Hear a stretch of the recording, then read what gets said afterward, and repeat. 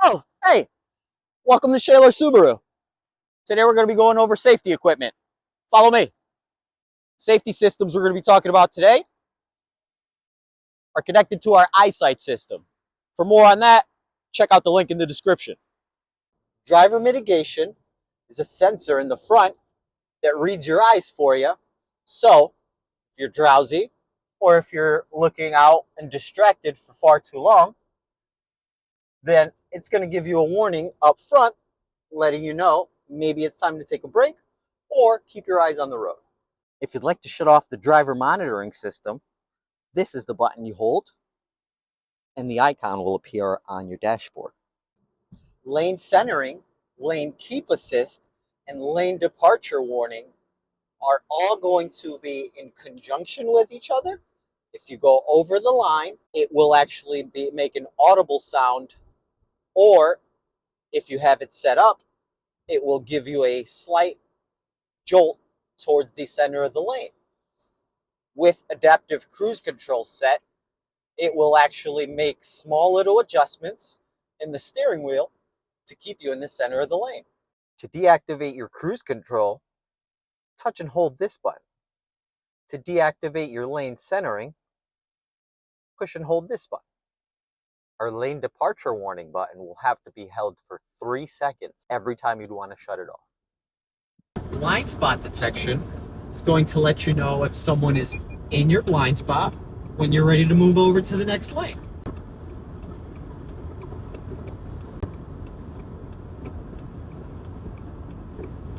That light indicates there is someone in my blind spot. Now they are not in my blind spot and I can safely move over. To shut off your blind spot detectors, push this button here and you'll see an icon on your dashboard in yellow. Lead vehicle takeoff alert is going to alert you if you're distracted at a light or at a drive-through. If the car moves in front of you, it will let you know the car moved in front of you and alert you audibly. In order to shut off your lead vehicle acquisition or the lead vehicle function, you'd go into your settings, hold the I/set, scroll down to eyesight, and click whether you'd like to shut off the sound or the function. Auto vehicle hold is going to hold the brake for you in cases of a lot of traffic or even in a drive-through, letting you take your foot off the brake and relax for long drives or for times you're hungry. Our auto vehicle hold button is down here under the parking brake. This will have to be activated every time you get into the vehicle. Pre-collision throttle management will disengage the gas if there are any obstacles in front. So if grandma or grandpa are parked in front of the store and they mistakenly hit the gas, nothing's going to happen. Pre-collision braking is actually going to apply brake force if you do not apply the brake force yourself, preventing any accidents from happening and helping keep you safe.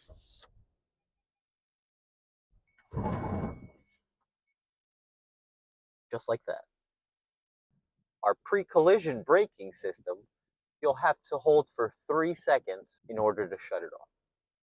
Rear automatic braking will actually apply brake force if you're backing up out of a spot and there's a car or obstacle in the way.